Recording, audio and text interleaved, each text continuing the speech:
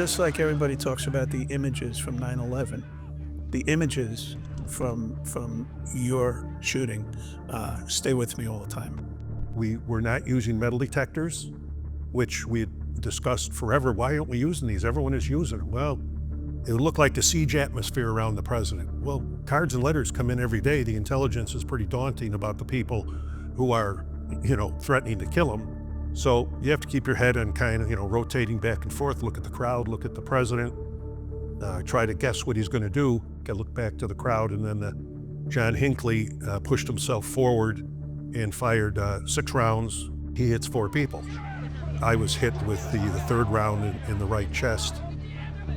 Only a certain number travel with the president. Others stay back at the White House. So there was between myself and another agent, we were both the rank of sergeant, basically. And he goes, I don't care who goes, flip a coin. So we actually flipped a coin, and this guy, Joe Traynor, a very lucky guy, he stayed back at the White House. I go to the Washington Hilton and get shot. A couple years later, he retires and he wins the Pennsylvania State Lottery. Being a police officer and being in law enforcement is truly one of the most noble things that a human being can do with their life. We need to remember that the police are not the problem and recognize that and figure out how to move forward. Hello, I'm Garry McCarthy and welcome to another episode of Wearing the Badge. Tonight, as usual, I'm going to have a little bit of fun. With me, I have pretty much an icon in law enforcement, Tim McCarthy, who we're going to find out if we're related. I have a story, right? I shouldn't ask questions unless I already know the answer to. But where's your family from in Ireland? Our family is actually from Mayo. Mayo? Yeah. Okay. McCarthy is usually Cork, correct. But our family is from Mayo. Well, you know what? We probably are related because my family's from Longford. And the way I explain it is we probably got run out of Cork for being horse thieves back in the 1800s or something like that. And I bet the same happened to you. And the only reason we ended up here is because in 1913, the Black and Tans were going to kill my grandfather. And he said, okay, I'm out. And the other 15 surviving McCarthys, who were his brothers and sisters, all came over at the same time. All at once? Yeah. Well, we were over. It wasn't one big boat, but... No, I get it. We were over, it was many years ago, my wife and I went over. And we stopped off. My partner was still in the Secret Service, but I have a bill done where we were off duty, stopped off and had a beer, and I ran into one of my wife's uncles, Bill Burke. So we're having a beer, and I said, Bill, we're going over to Ireland. He goes, oh, you're going over to Ireland? I said, yeah. And he goes, where's your family from, Tim? I said, Mayo. And he goes, well, my family's from Mayo. And I said, well, they're not really from Mayo. They're from Ballina. He goes, Tim, I'm from Ballina. And I said, well, they're not really from Ballina. They're from a little wide spot in the road called Knockmore. And he goes, Knockmore? He said, Tim, I'm from Knockmore. And he said, what's their name? He said, they're over there. I said, well, it's Ryder, Martin Ryder. He goes, Martin Ryder? He said, Tim, they're the wild men of Ireland. And they were not. But he was just pulling my leg, and we, of course, visited him and had a great time. Well, you know, the genealogy thing can be a little scary. And I've got a story that, to me, is remarkable. In my neighborhood, in the suburbs here, I met a woman a couple of years ago, probably 3 or 4 years ago at a block party. And my son and her kids kind of play together at these parties. And we start BSing, and she tells me her story. She's really into her genealogy because she was adopted. Okay, she was born and raised in Niles. And she tells me that she claims daughter of the American Revolution, which I said, really? My mom was daughter of the American Revolution. Yeah, DAR. On my dad's side, you know, my grandfather came over because he had to. But it turns out my family goes back a ways in America. So she and I start joking and calling each other cousin for like the last 2 or 3 years. She did a deep dive, and she found that we are actually both related to a family that came here in 1600. Really? Absolutely. Now, she's adopted, grew up in Niles, and I'm born and raised in the Bronx. What are the odds of that? Astronomical. Yeah. Yeah, but you got to realize there probably weren't a whole bunch of people in the country at 1600. There were true. A lot less. Yeah, Let's certainly put it a lot less than there are now. Yeah. But the other thing that I have a problem with, and I mentioned this to Tim before, so my dad was Jim McCarthy, my brother is Jim McCarthy, my nephew is Jim McCarthy, and then I've got Tim McCarthy in Chicago, and then I've got a Tim McCarthy in New York. So when I'm driving on 294 and I tell my phone, call Jim McCarthy, sometimes I get Tim McCarthy, New York, sometimes I get Tim McCarthy, Chicago, I could get my nephew or my brother. So it's very confusing to me. Well, when I started as chief of police in Orland Park, the president of our union, the Metropolitan Alliance of Police, his name was Tim McCarthy. There you go. And I went to high school with him at Leo High School. We were classmates. It worked out fine. You know, we went head to head from time to time as things go, but at least we were able to keep it professional and friendly. Yeah.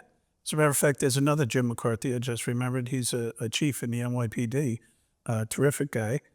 He actually went to my high school, and I sat next to his sister, Mary McCarthy, for 4 years in my homeroom.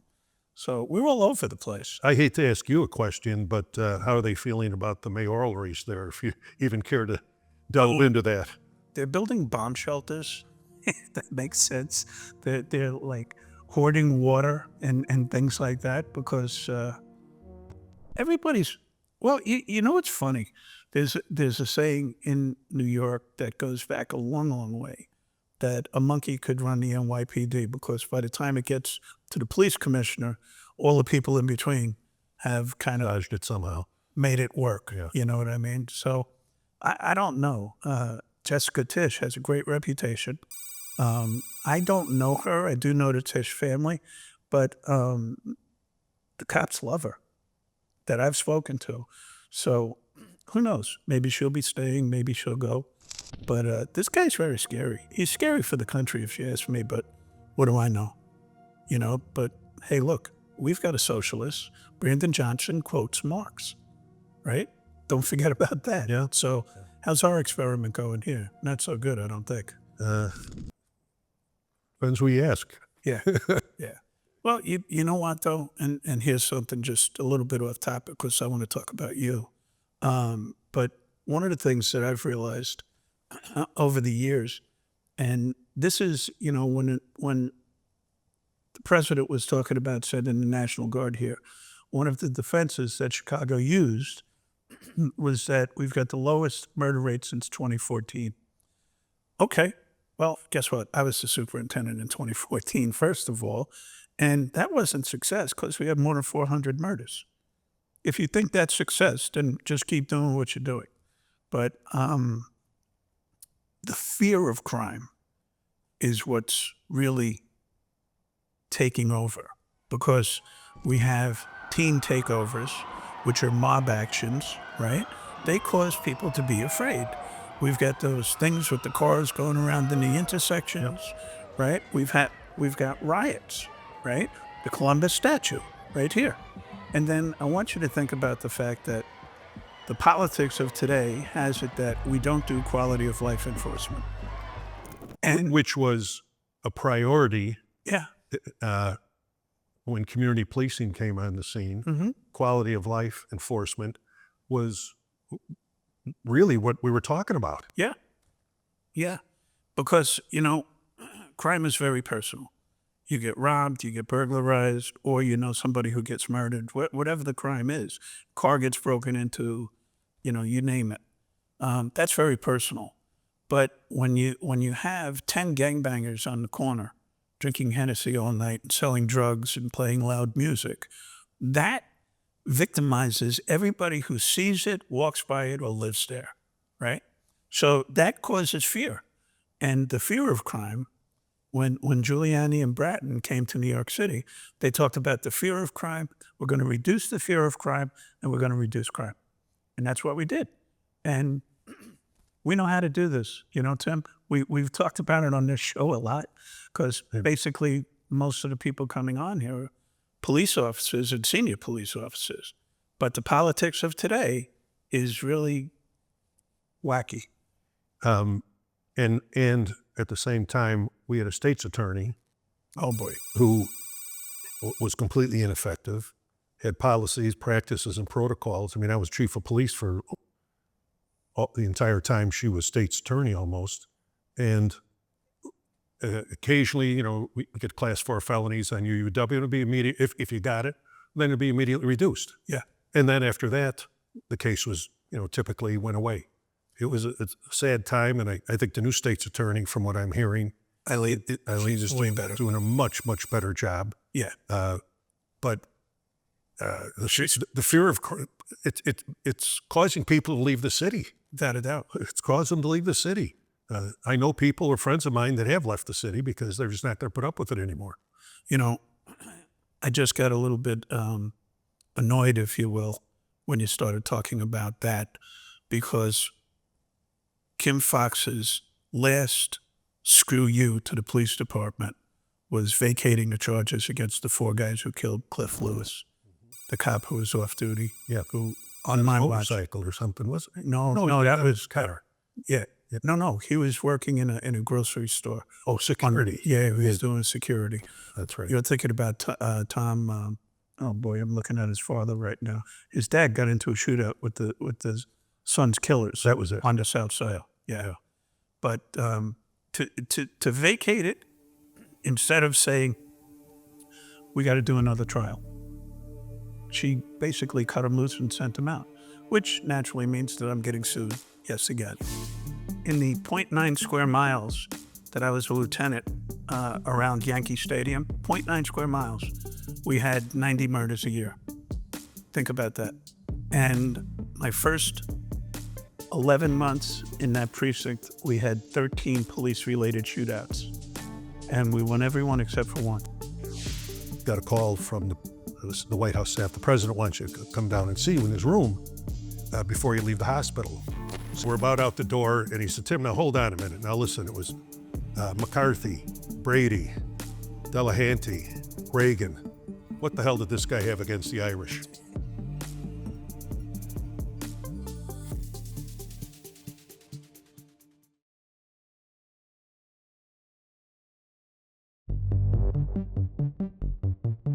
You know, when I got my time out, as I like to call it, from policing for a little while, I had a problem getting life insurance because there were so many federal lawsuits that had been filed against the Chicago Police Department, and I get named in every single one. Mm-hmm. So I still don't understand what that was all about, but it was an issue. Like I had to really work hard to get life insurance. Really? Yeah. And the reason?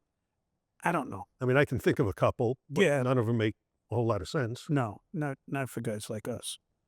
That's, well, you know, for about 15 years, I chaired the South Suburban Major Crimes Task Force. Yeah. Out in the South Suburbs, we had about 150 communities, about 150 investigators, and we were doing one hell of a job. Our clearance rate, no exceptionally cleared, by arrest only, was over 70%. Wow.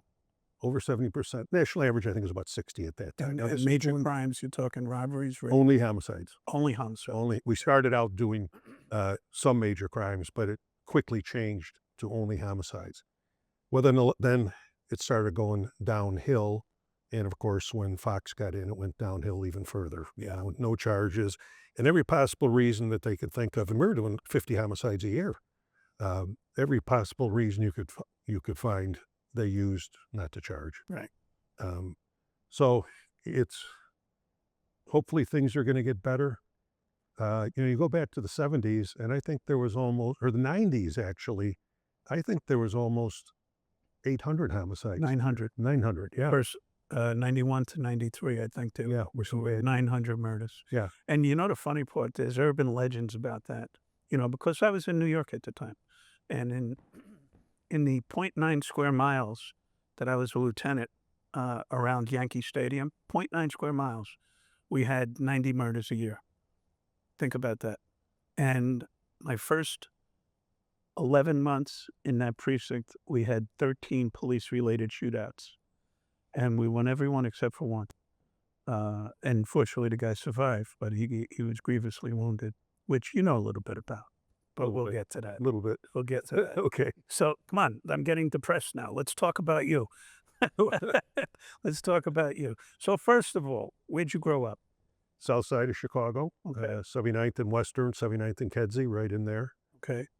Went to Leo High School Right. at 79th and Sangamon, and Yep. you saw America's Got Talent. The Oh, Leo High School choir came yeah, in those kids were just fine. fourth in the country. Did they come in? Yeah. Yeah, fourth in the country. Yeah, I saw that. I didn't watch it. I saw Yeah. commercials about it. Yeah, and went to the University of Illinois in Champaign, played football there, and You walked on, walked on, right? and got a scholarship my sophomore year. Played entire junior year, most of my sophomore year, most of my senior year. So it was a great experience. And then from there, Yet another football player. I sat here with Cam Buckner and John Curry, who both played at Illinois also. And, my father was a sergeant. I don't know if I told you that, in Oh, really? Chicago. oh, wow. Yeah, for 33 years. He retired at age 53. He was originally from Janesville, Wisconsin, as was my mother. When he got out of the Army in World War II, moved down here, ultimately went on the job. He retired at age 53 and went up to Wisconsin. They built an 8-flat. He says, Tim, it's going to be great. I'm going to be playing handball up there, because they used to have handball courts on Navy Pier. So I'd meet him once a week and we'd play handball there. Not racquetball, handball. Yeah, yeah. He was gone for about a year, and he goes, what in the hell did I do? He went back on the job, and he was allowed to come back as a sergeant. Okay. When he left, he was in organized crime. When he came back, he was at the 10th District, round the clock, and then he was at 9, at the TAC teams at 9, and he lived with my wife and I for a while till he could sell the place up there and move back. Wow. So in our neighborhood, everyone was a policeman or fireman in the Sure. Southwest Side. So That's like where I grew up. Yeah. And my story is virtually the same. My dad was a World War II Marine, did the entirety of the Pacific Theater from American Samoa, Guadalcanal to the occupation of Japan, including getting shot twice on Guadalcanal and once on Iwo Jima. Mm. So then he comes back, went on the job in 1947. It took him 2 years to get on the job because he was one of the first guys rotated out. He got activated a year plus before Pearl Harbor because he still had blood in his urine from his gunshot wound on Iwo. How about that? Yeah. So, and then I'm surprised he wasn't disabled, frankly. he downgraded his disability to 10% so he could get on the job. Yeah. So that cost him a lot of money. That is good. Downgrade. And especially the pay in 1947. Yeah. Well, when he retired in 1970, his pension was $6,000 a year. So Were New York City police notoriously underpaid over the years? it's interesting, and I only learned this when I moved out of New York. The further west you go, the more the salaries increase. Yeah, you get out to the West Coast. The West Coast, it's a lot of money. Now, it costs a lot to live out there, just like it costs a lot to live in New York. Chicago is not as pricey as either place, Yeah. but it's still expensive to live here. So, but so now you get out of University of Illinois, right? And what do you do then? Well, needed a job, of course. I interviewed all the big companies. My degree was finally in finance. Mhm. Interviewed with, I guess it was Caterpillar, International Harvester, big companies that, have a lot of business here in Illinois.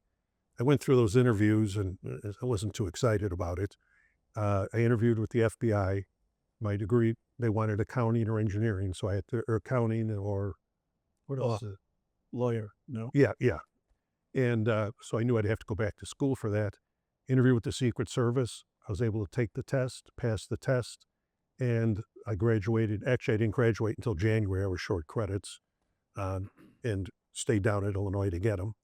And got them and got hired in February of 72 in the Secret Service and went out to D.C. to the academy for about 6 months and then came back and spent 7 years in the Chicago field office doing criminal investigation. You were lucky to do that, weren't you? Because so they could have sent you anywhere in the country, right? Yes.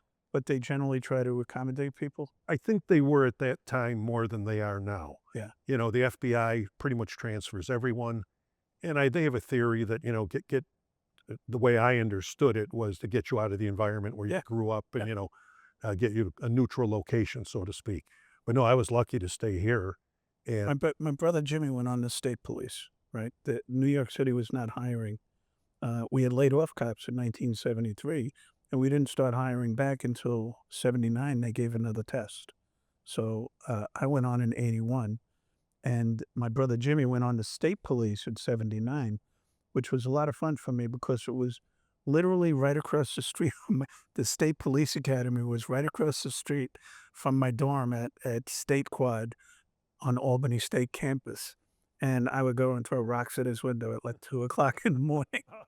And he was going to choke me. Yeah. And he could. deservedly. He was no tackle at Syracuse. He was a big guy. Yeah. Yeah. And you put that Stetson on his head, he's even bigger. Right? Yeah.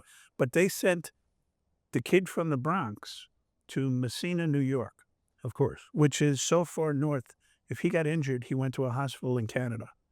That's how crazy it was. And the best part of that story is there's an Indian reservation up there. And my knucklehead brother is bored on a 12 to 8 tour, and he starts looking through the warrants. And what does he find? He finds a warrant for the chief of the tribe. And he goes to execute it.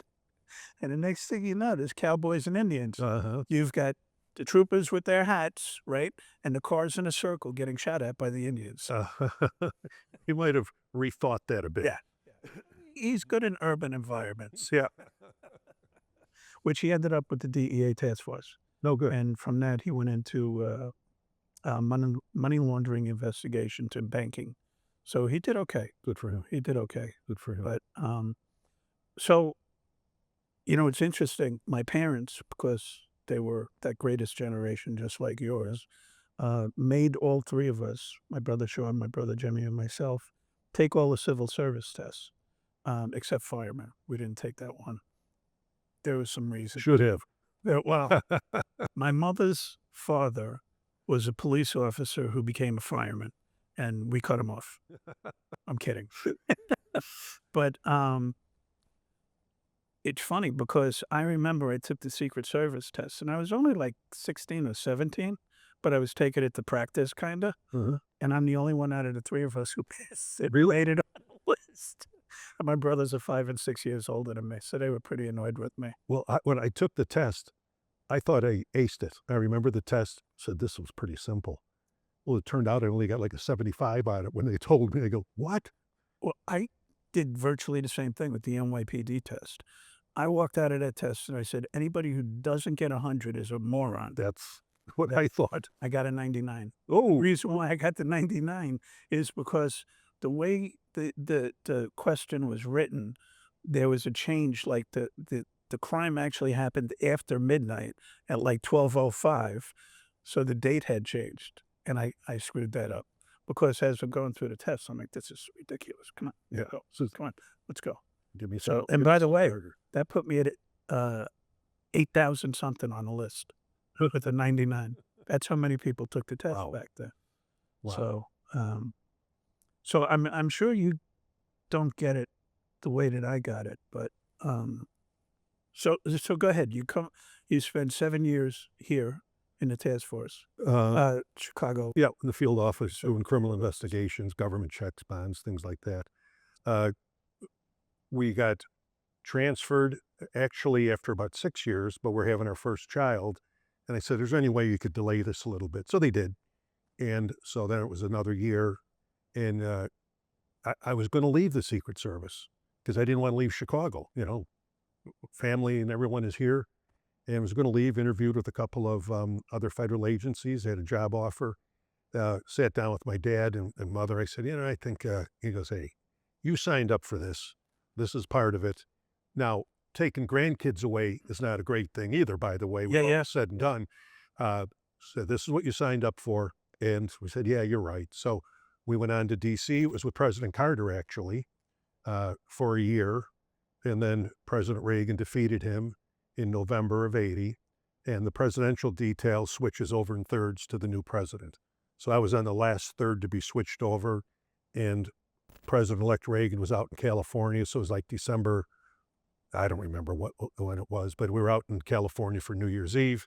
He came back to Washington, and right after the first of the year, did the inauguration and all that type of thing, and was with him for 3 years, and then went through the shooting. We'll get to that. Was transferred back to Chicago, where I was promoted for 2 years. Then we got transferred back to Washington again, which I really didn't care for. And my parents really didn't care about that much. And my wife's parents, because now we had 3 kids, their grandkids. We went back with President Reagan for 3 more years. And then President Bush was elected with President Bush for another year. And then was transferred back to Chicago and was ultimately promoted to special agent in charge. And after 22 years, I retired. Did you get points for all that traveling on your credit cards or anything back then? No, no. Only a certain number travel with the president. Others stay back at the White House. So there was between myself and another agent, we were both the rank of sergeant, basically. And he goes, I don't care who goes, flip a coin. So we actually flipped a coin, and this guy, Joe Trainer, a very lucky guy, he stayed back at the White House. I go to the Washington Hilton and get shot. A couple years later, he retires and he wins the Pennsylvania State Lottery.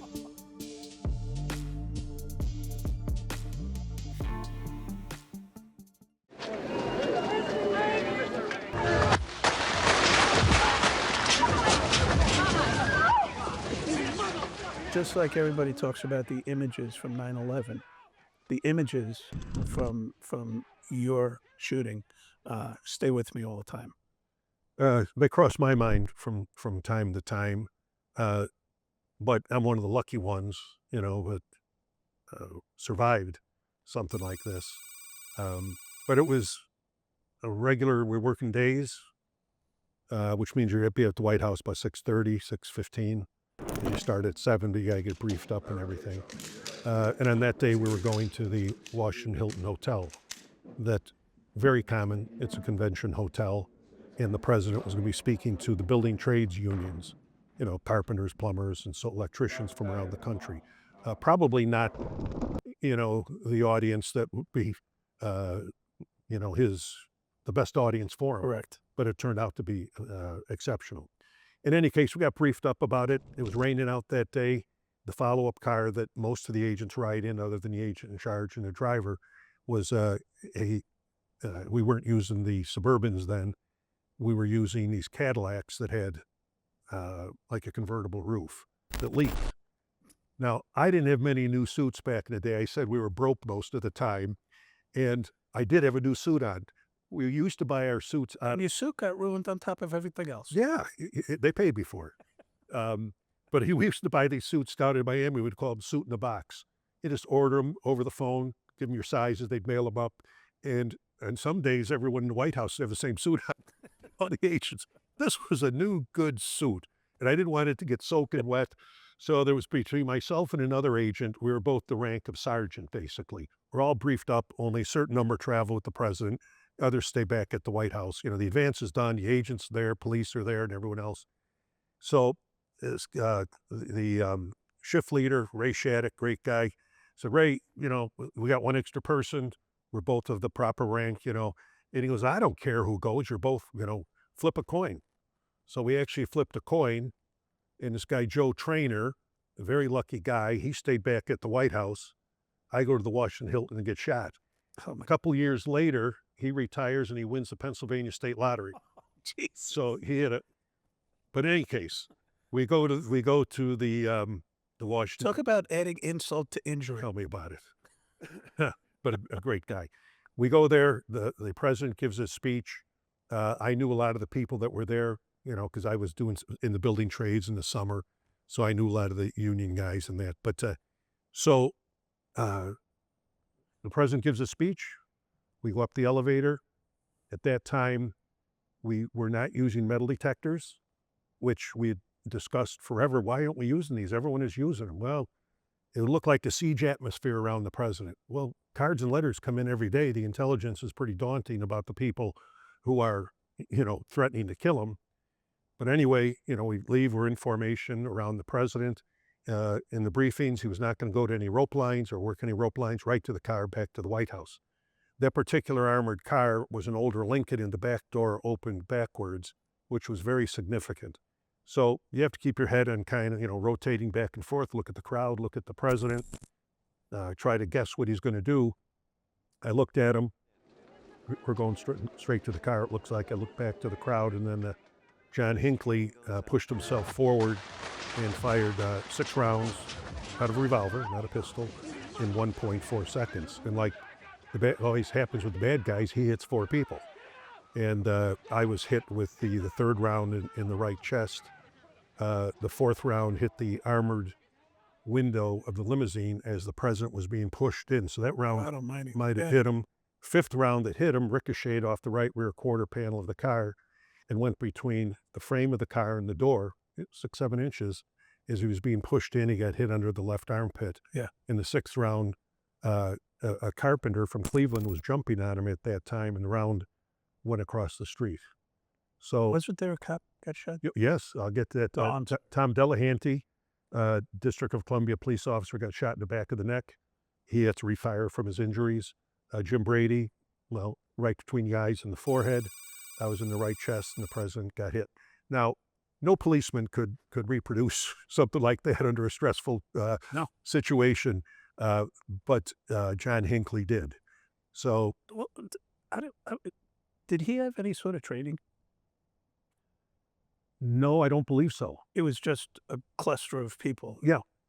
But if you saw some of the video and the testimony was, he came across and kept firing. I think he actually did go to a range. He bought the gun in, I don't think it was Colorado now. I don't remember. 38?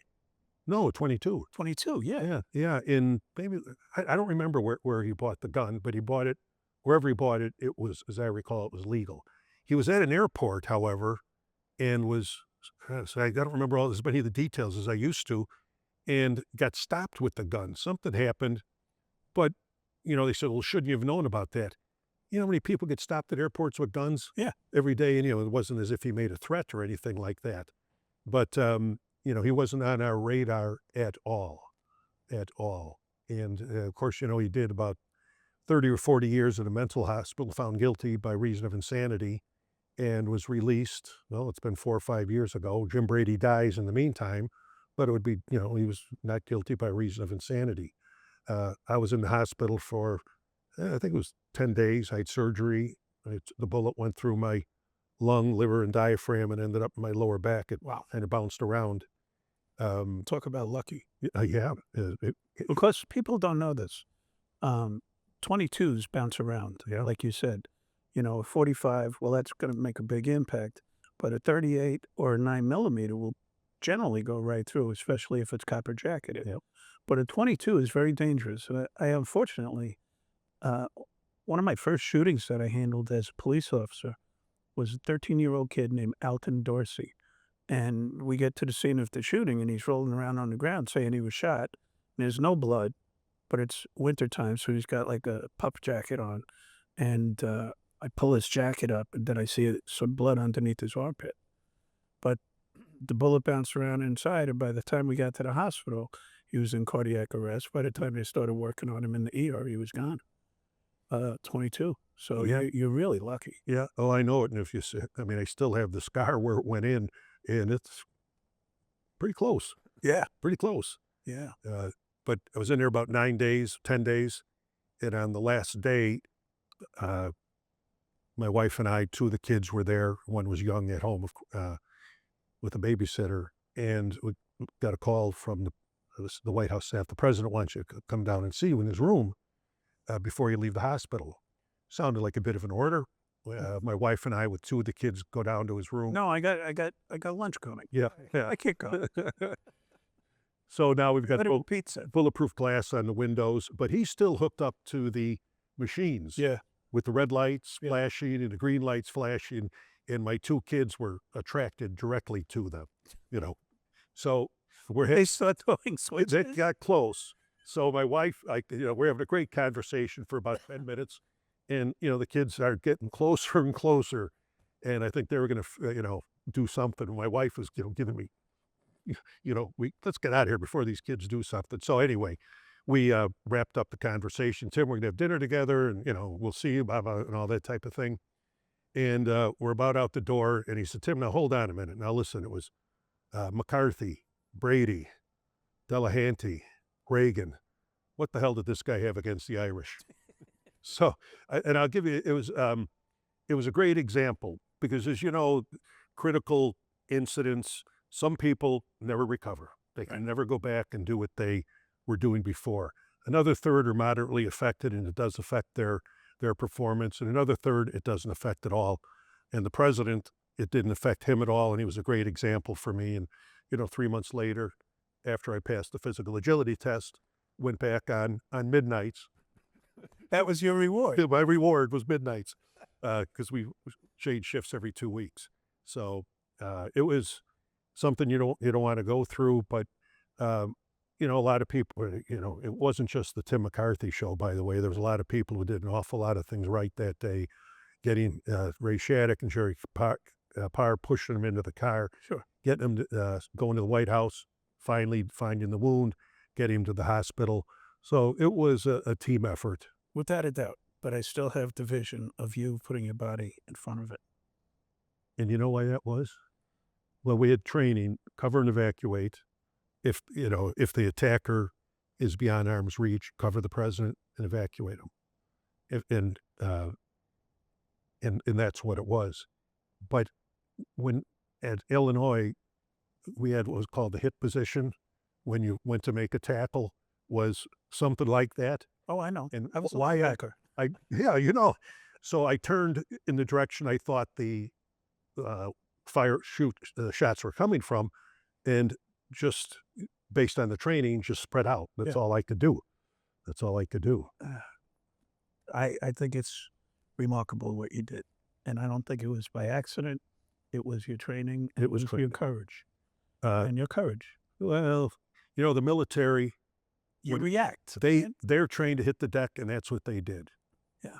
In this training, you can train us Irishmen to do anything, to stand. And I'll be honest with you, I didn't know I'd do it that day. Grateful that I did, my training taught me to do, but I never know if I'd be able to do it again. Never know. Well, I'm not big on confined spaces anymore either. I can tell you that. Right. And by the way, I lost the suit on 9/11 too, and it was my favorite suit. Right. Did you get paid for it? No. I got reimbursed for it. I didn't have a uniform allowance at the time. I was deputy commissioner. Oh. And I also lost a pair of shoes. That was funny though. They took my shoes too. FBI took everything for evidence. Of course. But in my case, I'm working on the pile and I'm wearing Oxfords. And I'm getting rocks and sand and everything else in my shoes. And I think it was around day 3, people started showing up with stuff. And one of my guys says to me, "Hey, boss, they got boots over there." So I went over to the guy and I said, "Oh, man, you got like a 10.5 wide." He goes, "Sorry, sir. This is for emergency personnel only." Okay. So I grabbed the pair and ran. Shoplifter. But just a remarkable story, Tim. And what do? You go right back to work, right? 31 years old, Needed a job. Got a wife and 3 kids at the time. Probably said to yourself, what could be worse? I already got shot, right? Yeah, I'll have my vest on the next time. That's a thought. Yeah, that's Did you guys have vests? Oh, yeah. But remember back then in 81, and ours were all form-fitted, by the way. We measured for them. But back then they were still pretty uncomfortable, pretty thick, weren't very flexible versus what we have now. And they also, I remember when I went on a job, short time later, I go to one of the worst precincts in New York by choice. And, it's a hot summer night. And I said, you know what? These old timers don't wear their vests. I'm going to not wear my vest tonight. I went out, and after about an hour, I came back in and put it on. I just got used to it, and I didn't feel comfortable on patrol without it. Yeah. Well, that's a good characteristic to have. Yeah. Now it's mandatory. Sure. That they wear them, and they're the level 3 ones or 2As. I can't remember which it is now. They're very flexible now. Yeah. But they're still hot. There's no 2 ways about it. Yeah. They're still hot. Yeah. And there's no feeling like coming off the street and opening up the vest on a hot night and laying it out. It's like, Yep. right? Yep. So- Other than the smell. Yeah, There's there's that. There's that. Cory Booker was forced to eliminate the position of chief because the guy was, shall we say, off the reservation. Yeah. And I don't know if that He was mayor? Cory was the mayor. No, I didn't know he was mayor. Oh, sure. And 2 years of Giuliani, 5 years of Bloomberg, 5 years of Cory, and 5 years of Ron. But you had all those presidents.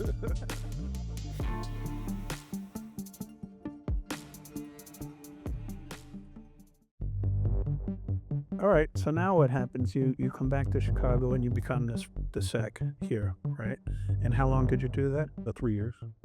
Okay, and then you leave. Mm-hmm.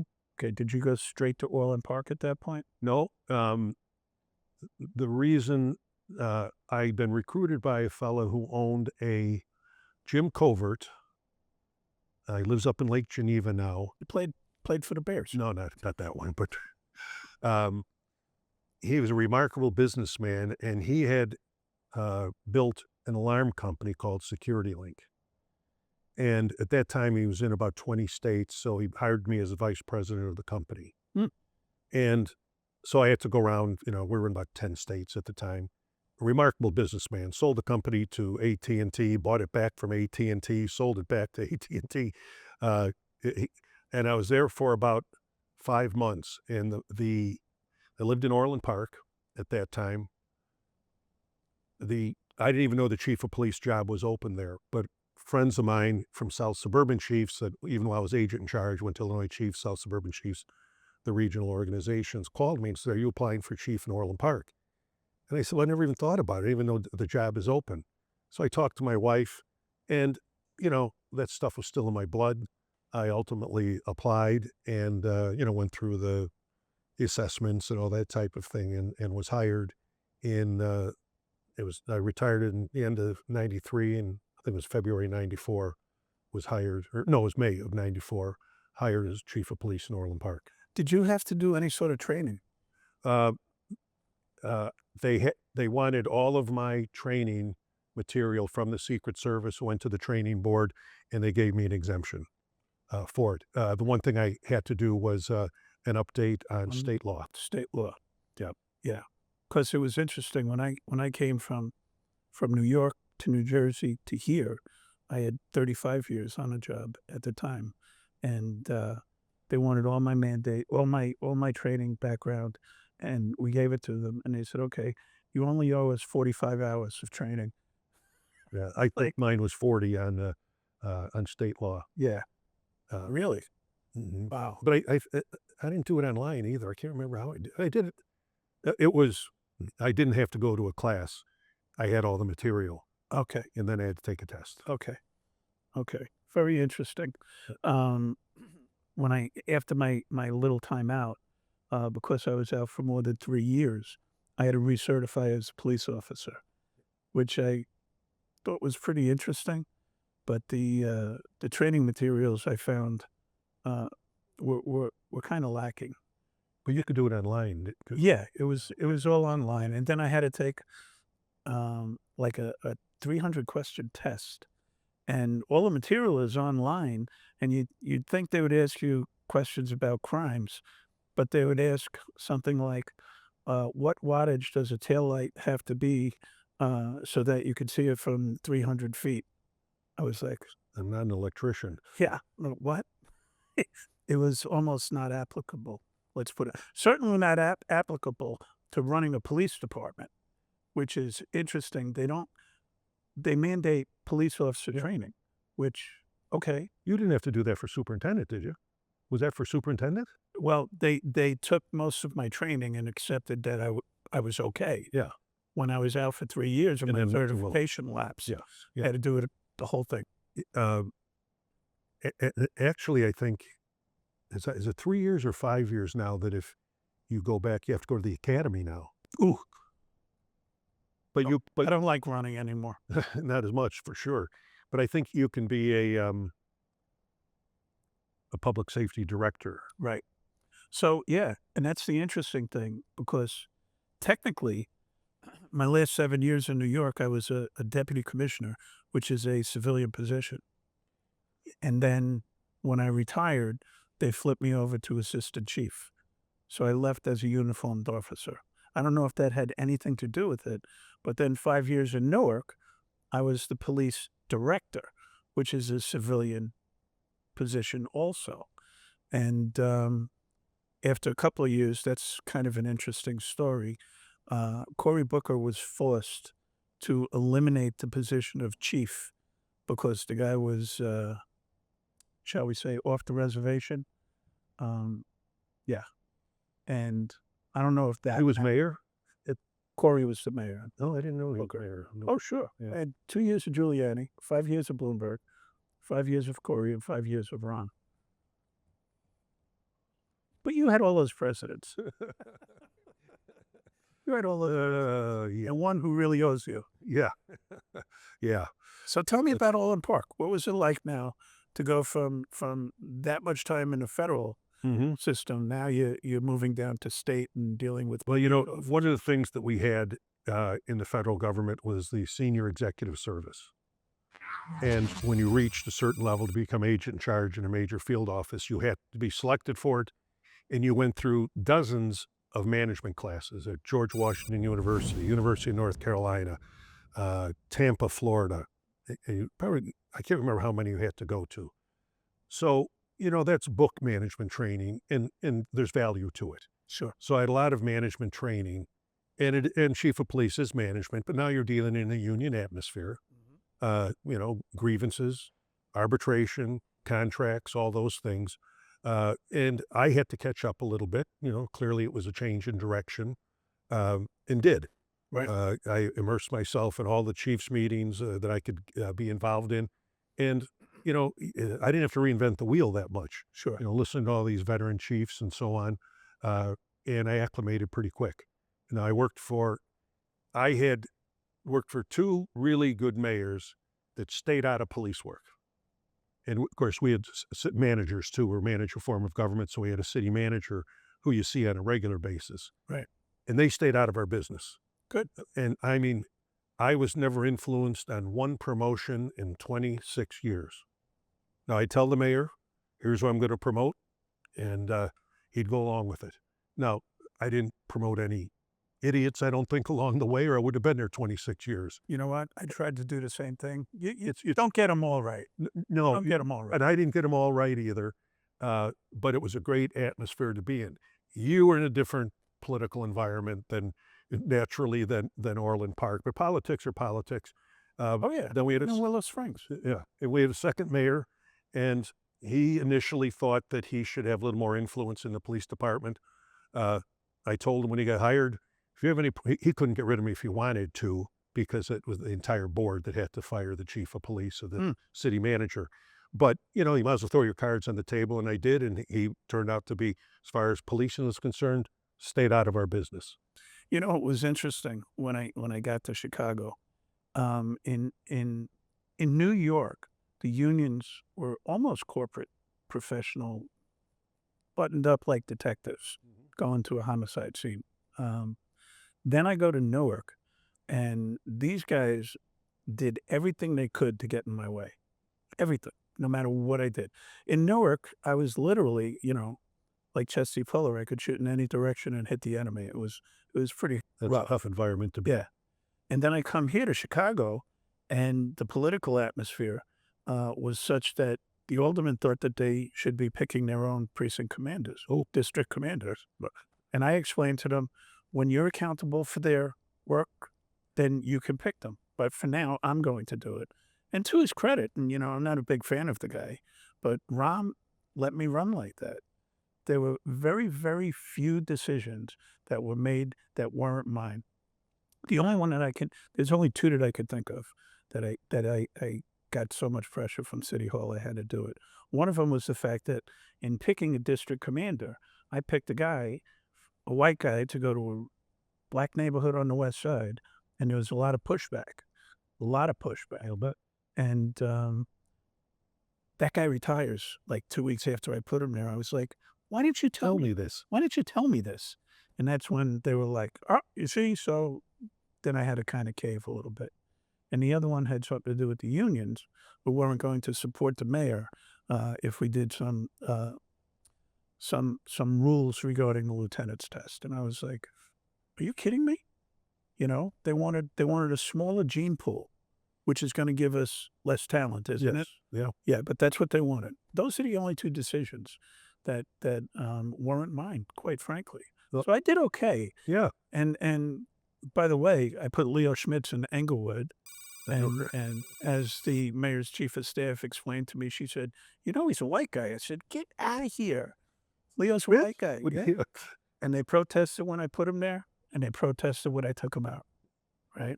And I think I put the first African-American north of Division Street in the history of the department with a guy named Jimmy Jones, who was just dynamite. He led the city in crime reduction in the lowest crime district in the city. Think about that, because the lower the numbers, the harder it is to reduce. Sure. So, you know, and then I explained at community meetings that, you know, in New York, when we had the Admiral Lima scandal in the 7-0 precinct with the Haitian immigrant who got sodomized with a nightstick, they didn't send a black guy there. They sent me. Things. Irish. Yeah. So I didn't think like that. And you know what? We had it going for a while, but, you know, culture is a strange thing. It's like a pendulum, and you have to really hold it out. And as soon as I left, it was articulated, we're not going to do that New York shit anymore. You mean stop people from getting killed? The year after I left, after having 409 murders in 2014, they had 767. Congratulations. Yeah. Things are going well. Your system works. Yeah. Yeah. Things are going well.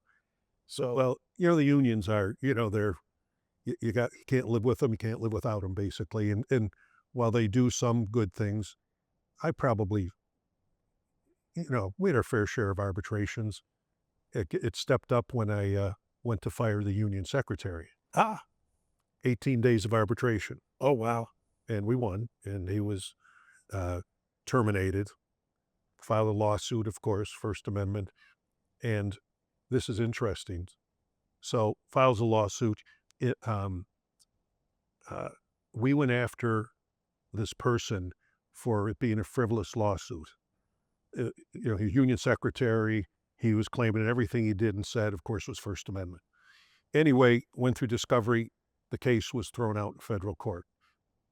We went, I think it's Rule 11 sanctions, saying it's a frivolous lawsuit. So they gets thrown out by the federal judge. They appeal it. Doesn't go anywhere there either. In Illinois, the drop program is there. So we went after both of them, both the ex-officer and his attorney, for the lawsuit. We got $77,000 from the attorney and $17,000 from the officer. Oh, wow. Through the drop program. He won the lottery. Okay. Small amount. So I get a check. I never get checks. They go over to the city hall and everything. Well, what the hell is this for? And they're all coded, you know, from the state. I can't imagine what this is for. You know, it was $17,000 he was supposed to get. Oh, wow. And out. But, you know, quite frankly, you know, got along with the union, you know, generally fine. Well, you know, as the deputy commissioner of operations in the NYPD, I was in charge of New York's crime strategy. So when the PBA goes to their arbitration, they called me as a witness on their behalf because we were doing great. Yeah. It was just going. Yeah. And they sit me down on the stand and they're like, Commissioner, why don't you tell us what you think about why crime is going down? It's because of the cops. Yeah. It was a good job. It's because they're executing the plans that we put in place, and I couldn't be more happy with these guys. And these guys were like, that's our guy. Even though I had some issues with unions here, Sure. mostly in Newark. Yeah, sounds like it. Well, I had one of our union presidents, physical fitness is important, especially in police work. And he allowed us to put in a physical agility program twice a year, a running, jumping, the power test. Yeah. And Now we have to give him a medical examination for free. But I said, his first name was Gene. I said, Gene, he's a Marine like you. No, my dad, not me. Yeah, okay. It would have been easier to join the Marine Corps. And I said, you're going to collect that pension. And I said, all these statistics are pretty bad about how long policemen, after they retire, how long they live. And I said, I'm not going to go after to fire people here, but I'm not going to have people who weigh 300 pounds when they should weigh 200 either. Sure. And he agreed to it, and we did it, and everyone actually bought into it. And they got a free medical examination every year. Good. Which was, they liked. And, I turned my head, quite frankly, on, only the worst of the worst. But, that was pretty progressive, Sure. a good progressive thing in a different way. Yeah, in a different way. Yes. And then the policeman bought into it. Explain on a progressive. I know. Well, listen. I want to be part of the in team. There you go. There you go. Just like that. Yeah. Right? You're like Switzerland. Yeah. Yeah. Chairman flags, American flags. Yeah. Yeah. So we have to wrap up. But I got to tell you something, Tim. I am so impressed by your career and your courage, your tenacity, your work ethic. 50 years in law enforcement, literally took a bullet for the president. I think there's only 4 people in history who could say that, right? I think that's right. Yeah. Yeah, 4 people in history Yeah. of the United States. So I am just so impressed by you. Well, Your attitude. you've had a pretty impressive career yourself. Forget about that. But Yes. I'm going to interrupt you, though. You were at St. Ignatius High School. Are we married already? No, you were at St. Ignatius High School. The FBI asked me to go to the FBI Academy. I said, I'm not going anywhere for 12 weeks. And you were speaking, and you didn't go to the FBI Academy. No. And By the time I was important enough to get to the FBI Academy, I was my own hook. Yeah. And you gave the speech. I don't know. It was at the FBI dinner. Luncheon or dinner. Dinner. Yeah. It was a dinner. And you, in your speech, you were talking, you said, I have this FBI thing. I've never been to the FBI Academy. My cousin Tim's over there. He's never been to the FBI Academy. I don't know if you remember. Said, Yeah. You got something against the McCarthys? Yeah, exactly. Well, That was pretty special. But I always end the show basically saying the same thing. And you are probably the greatest example of anybody who's been on this show that being in law enforcement or a police officer, right, and Secret Service, FBI, people who serve the public, who carry guns to protect them. There's nothing more noble that an individual could do with their lives. And for you to spend 50 years doing it, I'm getting close. I'm 43 right now, but and the things that you've been through is just remarkable. And I'm proud to call you my friend. Thank you. Thank you. As I am with you. Thank you. As I am also. So that wraps us up for tonight. We could probably sit here and do this for another hour, but I couldn't be more proud to have you as my friend. Thank you. Thank you. Thank you for watching Wearing the Badge. I think we've got about 16 episodes up right now. I think that we're having some good conversation and hopefully having an impact on the way that some people think out there. Let's hope so. All right. So.